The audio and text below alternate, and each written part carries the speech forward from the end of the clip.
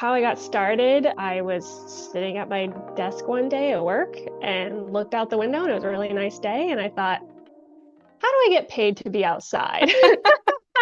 And Sounds so, relatable. You're listening to the Coastal with Kelly podcast, your go-to podcast for waterfront travel destinations, coastal living, and ocean-friendly businesses. I'm your host, Kelly Dabrowski. Let's dive in. I am really excited to have you on. Obviously, people don't know, they might be able to tell from our noses, but we're sisters. So, for anyone who doesn't know, this is my sister, but I'm going to let you introduce yourself as not my older sister, and welcome to the podcast. thank you very much. Thanks so much for having me here. I'm Laura Witt. I talk about camping, day hiking, and national parks for basically the weekend warrior. How I got started, I was sitting at my desk one day at work and looked out the window, and it was a really nice day. And I thought, how do I get paid to be outside? And Sounds so, relatable. What I really wanted to talk about today is camping. A lot of my audience, it's not that they don't go camping. You know, my blogs more so talks about where you should stay in a hotel versus camping. So for those of us who are not like avid campers like you and your family are, let's talk about camping for first timers. Like, what are 5 things that people kind of need to be prepared for when they go camping? yeah, definitely. And as I go through this, especially, listing 5 things, it might start to sound a little overwhelming. There are a lot of things to think about, but it really is simple once you kind of sit down with it and kind of figure out maybe your preferred style of camping and things. So trying to distill it down into just a couple core things that you need to be prepared for no matter, where you're going or your style of camping. Yeah, the most basic thing you need is shelter. So whether you're going to go tent camping or you have an RV or you're renting a glamp site, whatever it is, you obviously need some kind of shelter.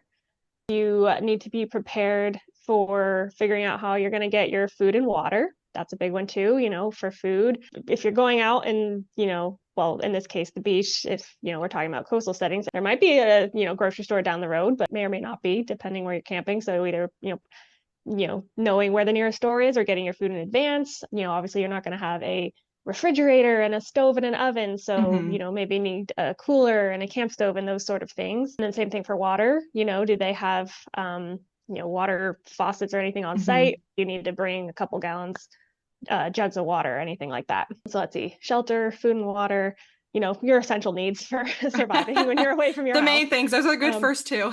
yeah, being prepared to deal with your trash, kind of again thinking about food is once you have, whatever wrappers or whatever you have, if you're going to a developed campground, they might have trash cans on site, but maybe you need to at least bring a trash bag or two or, a box of trash bags or whatever to put your waste in as you're, Hmm. making it at the campground. So thinking about your waste. And making sure you Um, dispose of it properly. That's a exactly. huge one. Definitely. Again, just being outdoors and maybe a little more remote area, you might not have cell service. So if you've taken notes on things to do in the area, maybe you saved a couple of pins on things to do in the area that you need to access the internet to or your data to be able to access that information, or even just needing driving directions on Google Maps or whatever app you use for directions. Make sure to save those types of things offline before you leave your house to go camping. So in case you don't have cell service, you're not stranded there. Right. Oh, Yeah. and just general knowledge of, respecting wildlife and the environment. Don't feed wildlife. Just don't, Right. because then those animals get trained to come and, bum food off of people, just as one example. So just don't feed wildlife, give them safe distance. Yeah, I think of that specific. We can get into this later, but I think of that specifically when visiting like Chincoteague and Assateague, right? We have wild ponies on those islands. You can wake up and find them in your campsite, and at first you think it's cute until they're rummaging through your food bag at night if you don't put it away. So yeah, definitely that's a huge one is, remembering that when you go to these sites, you're in their home. Be respectful. Make sure you're putting things away the way they need to be put away. Don't entice them to come too close because again, that makes them like too too comfortable with people, and then end up relying on people, and that just turns into a negative situation for everyone. Like just to review, we've got shelter. We need to make sure we know where we're getting our food and water, how you're going to deal with not having internet just in case you're really far out. Putting your waste where it needs to be, like your trash, making sure you bring a trash bag if you need to, and then respecting wildlife. So, like you said before, don't think that it's too overwhelming. There's like really a short list of things we really want to make sure we have nail down if you're going camping for the first time. But since you're a seasoned camper, what are 5 things that you think make camping a breeze? Like 5 things that you always make sure you have with you when you go camping? So my first thought is maybe not what you'd expect. I don't actually physically bring this with me when I'm camping, but making a packing list has changed my, camping preparation dramatically. I used to always start from scratch and think, okay, I need my tent, I need my pot to cook in, I need, XYZ, and then through this whole list. And then I just made a camping packing list, and that's I know that's the stuff I need every time. And not even just a list, but a lot of people will maybe pack like a clear bin or maybe a designated duffel bag or something and pack some essentials, like maybe you have a pot and some matches and Mhm. a flashlight or whatever, a couple things that you dedicate for bringing when you go camping, and just have them packed every time in this bag, have it already packed, I should say. Yeah. And then you just grab the bag and go. You don't have to repack those 10 items or whatever it is every single time. Especially when you're only using them when you go camping. Like that's the thing for me is like when we get into items that like I don't use it at home ever. So like I definitely want it to be in like a designated spot that I can just then you don't lose it, right? You know exactly where it is, you know to grab it. It's all like already prepped. And I feel like that also will make it easier to book trips or plan trips to go camping because half the work is already done for you. So that's my first item. It's a packing list and, prepared bag of stuff. Um, but in terms of actual camping gear, I would say a couple items that I didn't always have when I was going camping, but since buying them was like, this is a thing I will never go camping without again. The first thing is a sleeping pad. When I was a kid, I was fine just sleeping, putting the sleeping bag straight on the ground. Now that I've had a sleeping pad, it makes sleeping so much more comfortable.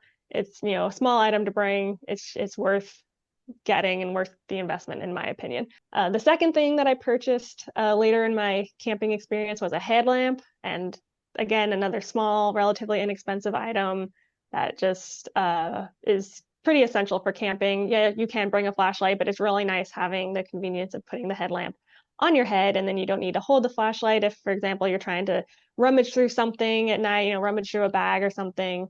Or you were going to the bathroom in the middle of the night and you don't want to find somewhere to put the flashlight when you're going to the bathroom. Headlamp is just super helpful. And some headlamps even have like a red light setting. So Mm. when you're, out at night and don't want to, blind yourself with a bright light, it has that setting. So anyway, I could go on and on about this little item, but I have really enjoyed using that when They're I go huge. camping. It is Yeah. a huge game changer. I've used them before when camping too. And let's say we're going beach camping, right? We take a ferry to get to the island, but there's a delay on the ferry. Now you get there and it's dark. If you don't have a headlamp, how are you going to be able to set up your tent? What are you're going to hold your flashlight in your teeth? Like that's not fun. Like Yeah. get a headlamp. It's totally worth it. Exactly. And that does happen all the time, even if maybe not a ferry, but, traffic or whatever it is, you got off for work late, you're going to Friday after work and you thought you could make it in time or didn't think about what time sunset is. Yeah, totally could happen. Happens all the time.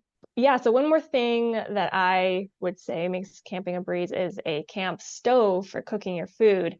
I think a lot of people sort of romanticize this idea of cooking over a campfire, and I think, there's a time and a place for that, but camp stove, I think, is a really important item to have for a couple of reasons. The first reason is that it's just a lot easier to cook when you can control the, temperature settings of what you're cooking over. If there's a burn ban, which is getting all more common with more wildfires, throughout the country, not even just out west, Hmm. you can have a burn ban. So then you have nothing to cook over. So if you brought brats for dinner and now you have Right. raw brats in your cooler, then you don't have anything to eat, but I guess you're going to eat in a bun for dinner. Hope And you then brought third, peanut butter and jelly. exactly. And then also, if it's raining, it's not really, might not be the most fun idea to cook out in the rain, but if you can't get a fire started because all of your wood and fire starter's wet, then again, you're stuck without a Out of way to luck. cook. So for all those reasons, I say a camp stove will really help you. If you have a camp stove that you love, tell us more about the camp stove. Like, is it using like wood pellets? Is it using propane? Is it using something else like charcoal blocks? Like, how does yours work? So I just have a basic Coleman 2 burner stove. And so that's a good camping stove if you're car camping like I normally do. It's fairly big. They make smaller camp stoves too if you're backpacking or bike packing or whatever. But I would say generally camp stoves use propane, and they usually have a specific like fuel canister Okay. that goes with that camp stove. For example, with my Coleman camp stove, there are these green Coleman brand propane tanks that are compatible with my stove. Whereas if you have some other brand or style or shape of camp stove, you're not going to be able to use that same green Coleman canister. That each stove will have its own sort of propane or fuel tank that goes with that stove that you'll have to restock up on every time that you empty that propane container. I always look and feel my best after I've spent about 3 days in the ocean, and when I can't make it there, I reach for OSEA. Their key ingredients are sourced from the ocean, so after using their luxurious products, you end up feeling like you just got back from a seaside spa. If you're also excited to support a woman-founded, ocean-positive brand, use code CWK10 to save at checkout. Yeah, as an aside, that brings me back to our childhood because we had that like growing up. So growing up, Laura and I would go obviously with our parents and our brother. We have a brother too. We would go camping, and that's exactly what we would bring. When we lived in Arizona, we would go to the White Tank Mountains, and that's like definitely a core memory for me is having those little green propane tanks. So that was also why I was asking, because I was like, I'm pretty sure she uses one that's similar to what we had growing up, but I don't know if if you switched to something else. No, but totally unlocks a childhood memory for me. Yeah, that's exactly why I bought it. It was what I was familiar with. It was what I knew to look for. Right. You're like, I know how to operate this one. Yeah. We already know about our gear. What about the food part? How do we prepare our food? And how do we make sure that we're being responsible once we're at our campsite? Yeah, it's a great question. Again, if you are camping for the first time, it's a lot of little things that you're just not used to when you're just in your house all the time and you have everything available at your disposal. It's not really hard going camping, but there's just a lot of little things you don't realize, oh, I don't have this or that with me. There's a couple things you need to think about, like mentioned earlier, things like refrigeration, depending on what kind of food you're bringing. You probably need a cooler.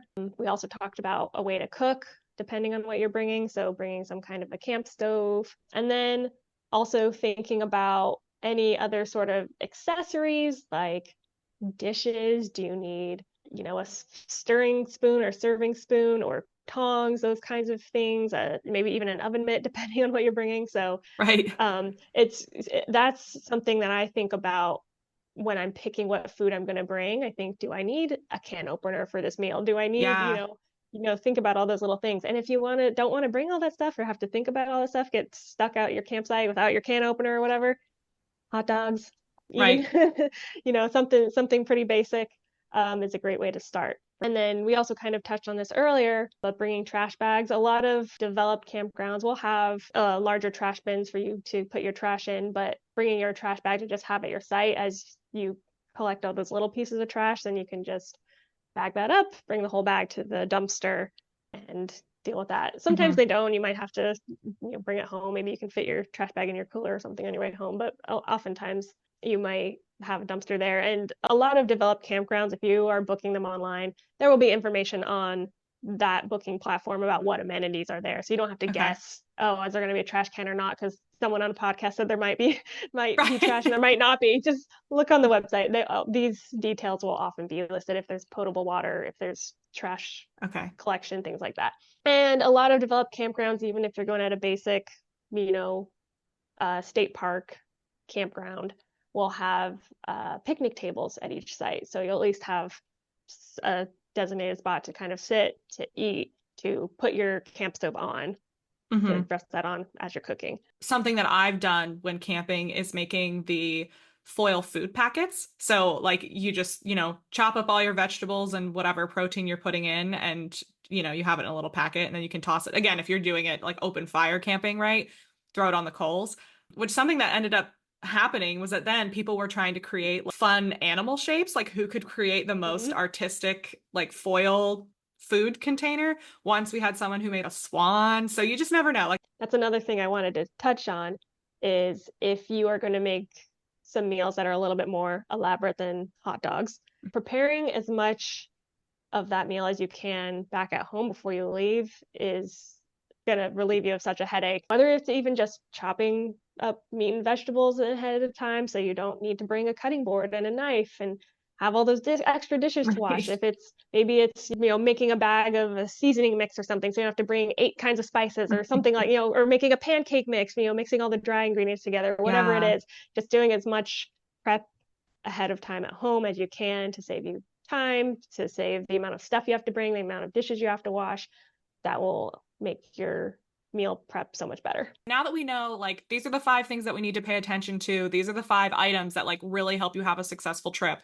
So now my question is, as someone who does a lot of camping, how do you go about planning a camping trip? Walking us through a little bit like your process so that someone who's never been camping before can kind of copy and paste what you do because you've had so much success with your camping experiences. So when I'm personally planning a camping trip, my process kind of depends on why I'm going camping. Am I just going to a nearby campground for the sake of camping and looking up at the stars and, making s'mores over the campfire?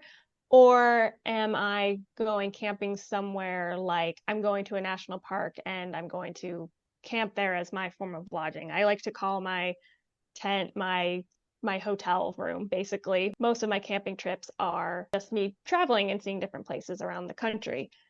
So depending on my intent, it kind of varies, because if I'm camping, for example, to see a national park, my first step I'll take is figuring out things to do so I know where exactly I want to camp. So I can pick my campground that is at the most convenient location to go see the sites I want to see. Versus if I'm just camping for the sake of camping, I'll just see, whatever campground is near me and pick that first. So then once I have my campground reserved, I know what date I'm going, I know I'm definitely going there. That's when I might get into a little bit more specifics of things to do. Maybe there's specific hikes I want to do, maybe specific, trails or, waterfalls I want to see, or whatever it is. I might break down a little bit more specific an itinerary, not super, strict itinerary, but just kind of helping Like map out if I want to highlights. do. Yeah, or if I want to do a 9-mile hike, I got to know there's a day reserved for just that hike or something For like that. sure. And then once I get a lot closer to my trip, that's when I'll plan things like, the food I'm going to eat and things like that. That can be Okay. pretty last minute. When it comes to like potential bad weather, like do you bring like a weather radio or something? Like I'm curious, especially if we're talking about being places that are remote enough that you might not have cell service. I'm curious if you have a plan for like how you prepare for bad weather. Do you just have gear that helps you stay dry? And maybe not even bad weather, just like rain, right? Let's start with that. Like let's say you plan this beautiful trip, you made it all the way out to a national park, you like really planned every detail down, but you can't fight bad weather. You can't do anything about a rainstorm that blows through. So how do you prepare for that? In terms of checking the weather before I go on my camping trip, I'll make sure to check the weather at least the day before, if not Right. even sooner, just to get an idea of what I'm up against. And if it looks like it's going to be sunny all weekend, then that's, usually the end of it. And specifically when I check the weather, most of the places I go camping are obviously not cities, they're a little more remote, but it's not also so remote that there's usually at least a town nearby I can use as a metric of, For sure. what's the weather in this town that's closest to where I'm camping. But then you also want to sort of keep in mind that the actual place you're camping is not going to be exactly the same as that nearest town. For example, we're talking mostly about beach camping is what most of your audience may go, but just keeping in mind that there might be a little bit of difference just over that distance or elevation differences. So just keeping that grain of salt in mind when you check the weather. Or maybe they're, instead of going on, wherever you go, weather.com or whatever, maybe the, Forest Service or National Park Service, whoever's managing that campground, there might be some other resource for weather forecasts that they have. So you might have to do a little bit of digging for that. In terms of once you're there, maybe it rains a bit, you got to be prepared for being able to handle the rain on the fly. I think a really important thing is making sure, if you're tent camping like I do, is to invest in a tent with a good rain fly. I don't know why the less expensive tents, they're skimped on rain flies and they don't do anything. Just if you think you're going to go camping more than once, just get a better tent. I know when I bought my first tent, I was right out of college and didn't have that much money, but I was spending $100 on a tent. I was not going to skimp on this rain fly, because that was like the least expensive tent I could find that had a good rain fly that goes all the way down to the ground. You need that full coverage or you're not going to stay dry. And then also just having some ideas of activities to do. Maybe like I was alluding to earlier, you were planning to go on hikes and all these explorations, but you don't really feel like it if it's a downpour outside. Have a deck of cards or some other ideas of things that you're going to do if you're going to just be hanging out in your tent for a couple hours, and then you'll still have a good time. Right. Bring something fun. Make sure you have a backup. We'll make sure that we put some like links in the description that Laura recommends from her own experience. I feel like we've given a good background so far on like, how do we kind of plan for this? What's kind of the gear we need? But now the question is, how do you even find a campsite? Like, what are your recommendations for when you're trying to book a site? Because I remember back when we were kids, it felt like you could just literally go anywhere. Like you could just bring a tent and go somewhere in the mountains and do it. Or again, at the beach, like we can get into like the rules for camping on the beach. Like there's obviously places you can and you can't. So whether we're talking about the beach specifically or not, how do you even find a campsite when you're going to book somewhere? Sure. And this can vary a bit depending on your preferred style of camping. To kind of allude to something you mentioned earlier, where it felt like you could just like show up somewhere and camp. That's not exactly how it works, even if you are going somewhere that's not a reservable campsite, but maybe you've heard of dispersed camping, free camping, things like that. There are still even rules around that. Basically, dispersed camping is designated areas such as land managed by the U.S. Forest Service or the Bureau of Land Management, where you can camp. You don't have to, there's not designated sites that you can camp at. But even then, if you're camping in these areas that let you sort of pick whatever exact camp site you want to pinch your tent on, there's still rules around that, like be certain distance away from water sources and things like that. So that's why I say go do your homework if you're going to camp somewhere that allows that. If you want to camp somewhere that's a more developed campground that has specific campsites actually laid out, that has more likely more resources like a bathroom, potable water, things like that, you can find those campgrounds through a number of different websites and apps. So they may need to be reserved in advance, and they might be first come, first serve. So that, of course, gives you a little bit more of a flexible option if that's available. I personally love to reserve campgrounds ahead of time because, especially when I lived in Seattle, there is so much competition for campsites that you just try to leave your house on a Friday and find a campsite. It's really hard to do. But to find a campground, there's a couple different resources. My favorite is called recreation.gov. And on that website, you will find campgrounds that are managed by like the National Park Service, the National Forest Service, those types of campgrounds. So that was, like I was kind of mentioning earlier, they're a little bit more basic, but they are established campsites that you're okay to camp in that spot. You're not picking a wrong spot. They have bathrooms, water, trash service, things like that. So if you want to be not completely bare bones and totally rough it, you want some very basic amenities, that's a great place. There's also a website, you want to go glamping. Let's see, other resources. Oh, I wanted to mention when we were talking about recreation.gov, those are government operated campsites. You could also look into local county parks that might have camping, or state parks that are near you if you just want to go somewhere near you, or the official website for those parks, and they'll have whatever camping information and a link to their reservation platform, since there's not maybe one sort of general comprehensive bookable reservation system. That's the word I'm looking for in those places. And then there's some other campground databases like the Dirt, DYRT, that has campgrounds of a variety of styles, from if you're roughing it up to glamping and cabins. So if you are not really sure what kind of style of camping you want to get into, or you're open to anything, that's a pretty comprehensive resource too. Cool. So I have not gone camping in a long time. Okay. We like grew up camping. I went in college for like our senior week. I went beach camping, which was a hilarious time. And I guess that's the thing too, is like it's been so long since I've like stayed at like an Airbnb, and then I've gone to do hikes, but I haven't like gone through the process of researching like how to even get a campsite somewhere.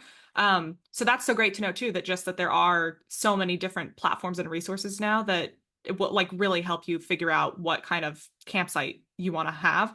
And it's nice that they have it for like varying almost like abilities, right? Like your interest level too, like how refinate you're willing to be.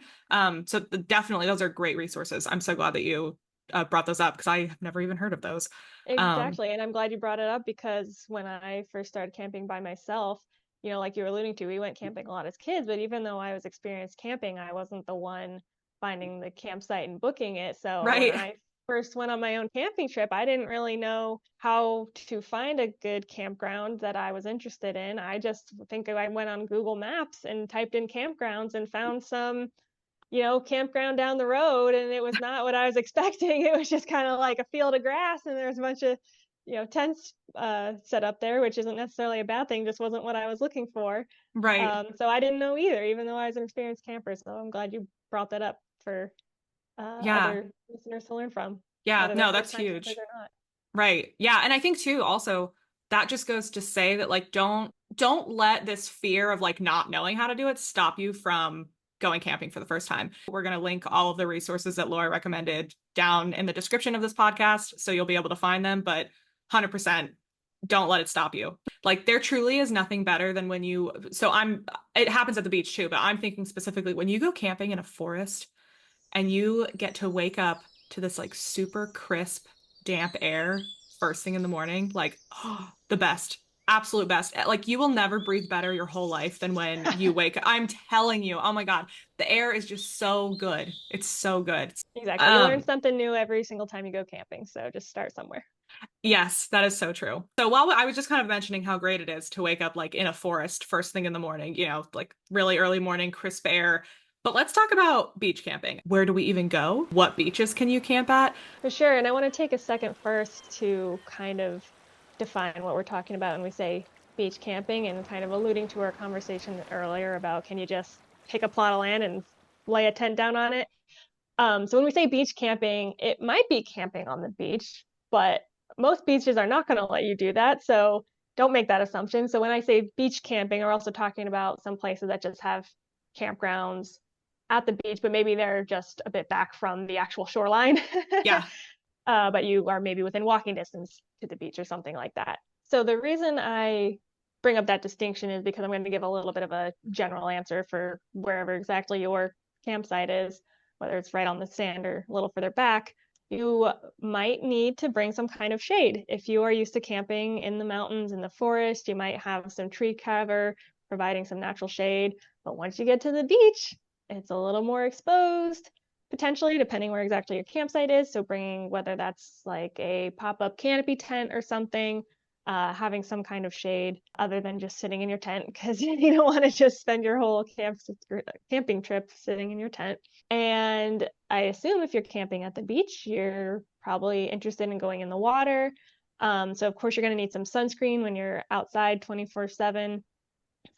So I strongly recommend getting some reef safe sunscreen. So when you're going in the water, you're not putting those extra chemicals into the ocean, harming the reefs and other wildlife in the ocean. Mm-hmm. For sure. And that's why I always recommend a mineral-based sunscreen, because even though there are sunscreens now that are listed as passing certain state requirements for being reef safe, they exclude certain chemicals from their makeup. I still recommend getting a mineral-based one. It's not damaging the reef, right? So even if you're not at a tropical beach, it's still good to make sure that you're using a reef-safe sunscreen because it still ends up in the water. Thank you so much for tuning into the Coastal with Kelly podcast. I wanted to talk about one of the coastal products that I have been using for, since the end of 2019. So I guess 5 years now. So this has been my favorite SPF for the last 5 years. It is the Protect Me by FRE. A couple years ago, they reformulated. So it used to be a chemical sunscreen. Now it is a 100% mineral sunscreen, which is great for our coral reefs. And I absolutely love that they come in 3 different options. So we have 2 non-tinted options. One is SPF 30 and one is SPF 50.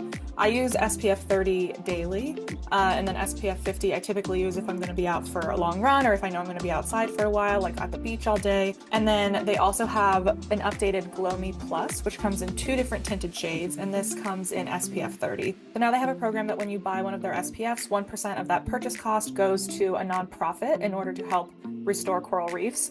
So not only are you protecting the reefs by wearing a mineral sunscreen, you also know that a portion of your purchase is going to help protect those coral reefs. So if you've been looking for a new SPF, you can use code FITWITHKELLY when you check out to save up to 50% on your purchases. Thanks so much for your support, and let's get back to the podcast. So I'm going to throw in my one recommendation for gear that someone needs to bring based on my own experience with beach camping. If you are going to camp somewhere and you know in advance that you will be camping in sand, so even if you're not right on the water, you're like, but it's a sandy area where you're pitching your tent, you have to have sand stakes.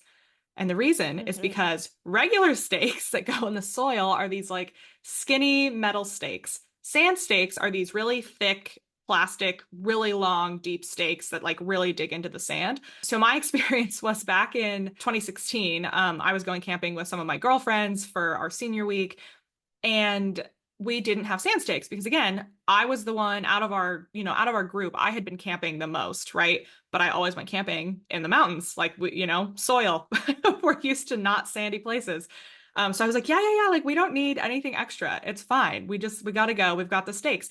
So we put the stakes in the ground, and it's so windy that nothing is sticking. Like, it's not staying down. So we're like, okay, I guess we'll just like throw our gear in the tent. Like, I don't know. And one of my girlfriends is in her tent, and the wind comes and it blows the tent over. She's in the tent. It's blowing away down the sand. So then we left and we went to Walmart and we sold out all of our sand stakes because we were like, okay, lesson learned. This is not how you go camping at the beach. You have to have sand stakes. And thankfully, I didn't even know they existed. We just had like someone else who went to school with us who was a couple campsites over. They saw the whole thing. So they came over and they were like, do you not have sand stakes? And I was like, what's a sand stake? Like, I don't know. How would I've gone camping in the woods only. I've never camped at the beach before. What beach sites have you camped at? Because I know a lot of your experience was or has been in like the mountains and the woods, but I'd love to know what beach sites you've camped at and what lessons learned you have. Obviously I just shared mine, bring sand stakes, but I'd love to hear about some of your experiences. Yeah. So like we were discussing earlier about different types of beach camping. I haven't camped like on the sand like that, so haven't had the experience with the without the sand stakes. So I'm really glad I learned again from you and your friends. So when I do go camping in the sand, then will be prepared with the proper gear. But some other campgrounds I've been to that are at the beach. I've been to Kalaloch Campground in Olympic National Park. That's on the coast of Washington. And that was a great camping trip because I just happened to book that campground months in advance because it's a popular national park in Washington. So you got to book it really early. So when that weekend came around, there was a triple-digit heat wave going on in Seattle back home, and we didn't have air conditioning in our apartment because most buildings in Seattle don't have air conditioning because it hasn't been needed till the last couple of decades. So we go camping at the beach, and at Kalaloch, it was like 75 degrees and breezy and beautiful and saved us. It was a perfect place to escape that heat wave. So we got really lucky there. Some other beach camping I've done, I took a road trip down the West Coast and stayed at a couple campgrounds along the Oregon coast and stayed at Golden Bluffs Beach Campground, I think it's called, in Redwood National Park in Northern California. But unfortunately, those campgrounds I was just staying at sort of as just a place to stay along the road trip. So I didn't really stay at the campsites themselves for too long. So didn't have much learning experience or anything, just pretty much, slept, woke up and moved on, unfortunately. On the East Coast, the one camping experience I want to talk about, some lessons learned, camp trip I took over the 4th of July last year. At Frisco Campground in the Outer Banks of North Carolina. I booked that trip because I was looking for something to do over 4th of July weekend. Don't want to waste that extra holiday, so that extra day off from work. So I was like, I want to do something, might as well travel. So long story short, I found this campsite that was still available, and I thought, perfect, let's go do something for 4th of July. So we went camping. My husband and I went camping for the 4th of July on the beaches of North Carolina. And my lesson learned there is that going to the beach in summer, everyone thinks of going to the beach in summer, but camping at the beach in summer is a very different experience because it's very different going to the beach even for a couple hours during the day and then getting to retreat to your air-conditioned rental versus being stuck outside 24 hours a day. Baking in your tent. Yes, it is very hot. You get no reprieve from the heat. Again, I mentioned earlier that shade's a very important resource to bring because we Hmm. had no shade just other than our tent. So when we were, on the beach, it was, nice because you get the sea breeze.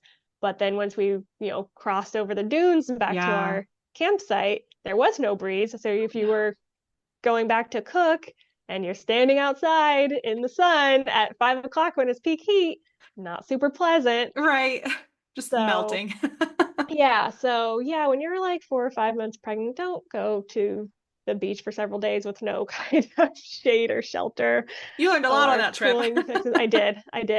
So that was my biggest one.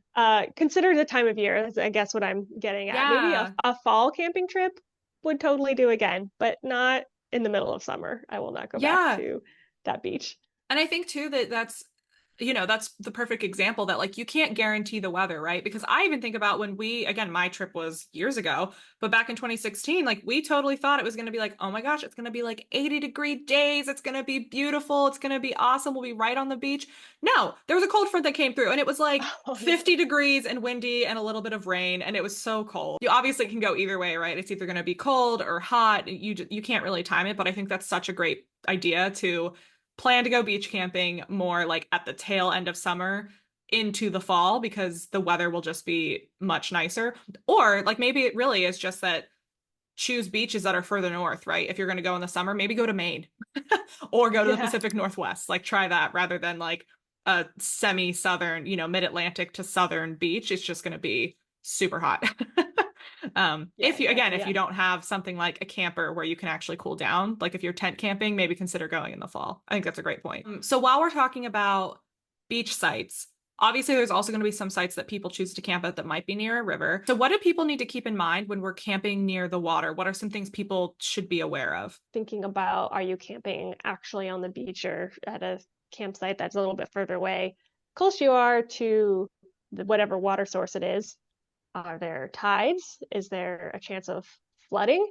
Right. In the case of rivers, maybe there's a big rainstorm. So, making sure you are at an appropriate distance away from the water source and thinking about being near a source of water. There may be mosquitoes nearby, as was the case when I went to Oh Frisco no. Campground last year. Not only was there no shade, but there was a lot of mosquitoes. So I'd be keeping in out. mind bringing a lot of bug spray, or oh, we did leave early. That's Right. the end of that story. Is we did leave a night early because we were like, wait, why would we stay here another night just to get up and hit the road earlier? We can just not stand here and cook dinner in this hot sun just to go to bed and wake up and leave. We can just leave Right. now. Oh, we're gonna go. We'll try again in the fall. It'll be beautiful in the fall. Being prepared for all the bugs that love being near water too. Obviously, we said before that like just check the website for the actual campground because they will have all the rules.